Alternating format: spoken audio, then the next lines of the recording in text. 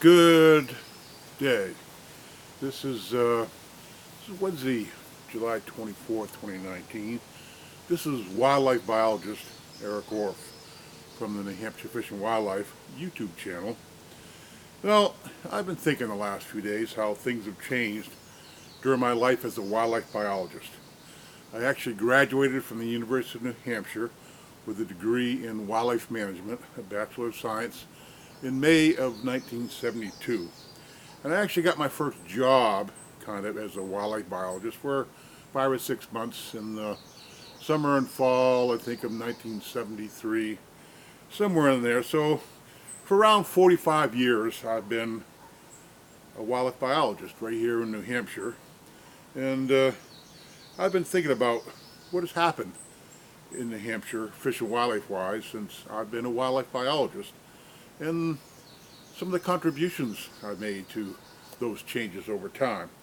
So I actually grabbed my little book here, a book of ideas, and I started jotting down then and now.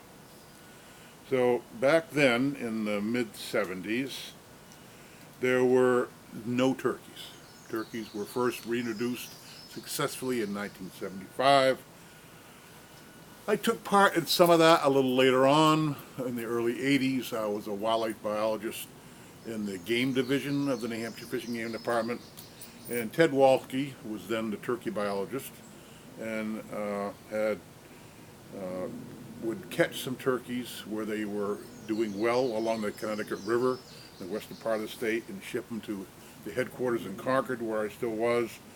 And I would release them. I released some in Pittsfield and Barnstead and a few other places over time. Now we have something like 40,000 turkeys in the state. Bears, black bears. I became the New Hampshire Fish and Game Department's black bear biologist in October of 1978. In the early 80s, I estimated there around 1,000 bears.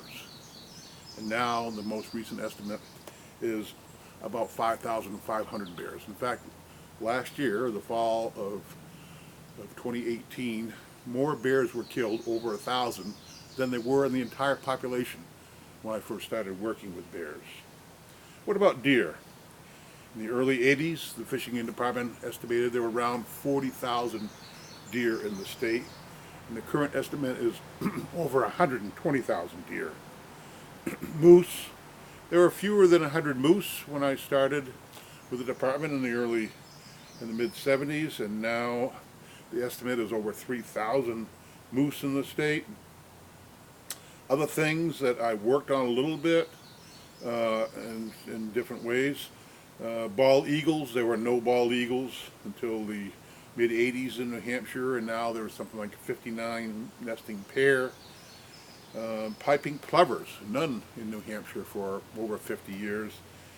Down in the Hampton and Seabrook beaches, now there's like a half a dozen or more pairs of piping plovers. Peregrine falcons, there were none. They were restored by releasing some young in the White Mountains in the early to mid 80s. I think there's close to 20 nesting pairs of falcons in New Hampshire now. Common terns that live on the coast. I used to go with Diane DeLuca from the Hampshire Audubon each year, because the last 20 years of my retirement, or my employment at Fishing Game, I worked out of the Region 3 office in Durham, had access to the Marine Division's boat. So I would take Diane DeLuca from the Hampshire Audubon out once a year, and we would survey terns in Great and Little Bay in the Piscataqua River. Most years we'd come up with 8 or 10 pairs, and we found a few pairs one year down in the Hampton Marshes. But, fewer than 20 pairs. Now there's something like 2,000 or 3,000 pairs of common terns that nest out at the Alza Shoals, thanks to a cooperative effort between the Hampshire Audubon and the Hampshire Fish and Game. I played a part in that. I brought Audubon members out there with decoys and a loudspeaker that blared the call of common terns, and the decoys that first got terns to come to the island and begin nesting. And from a few birds the first year to thousands today. Other things I've worked on, river herring. I worked on a little bit. Again, I worked in the Region 3 office in Durham with the Marine staff help them count river herring, sometimes help them with some of the fish ladder work. You know, the fish ladders were, or fish stairs were built in the 70s on a number of New Hampshire coastal rivers. And now we have, well over 100,000 river herring that migrate up our coastal rivers to spawn each spring. And shad, I actually, when I first 2 years of my career, 76 and 77, I worked for the fisheries division, and we actually transferred. We would go down to Holyoke, Mass, catch shad, bring their eggs up to the Merrimack River to restore population in the Merrimack River. But the shad themselves were not that common in the Connecticut River back then. Now, from what I just recently read, I think there's over 1 million shad that run the Connecticut River on the western side of New Hampshire. So from bald eagles to bear to deer to moose, New Hampshire really has populations of fish and wildlife that we didn't have 45 years ago.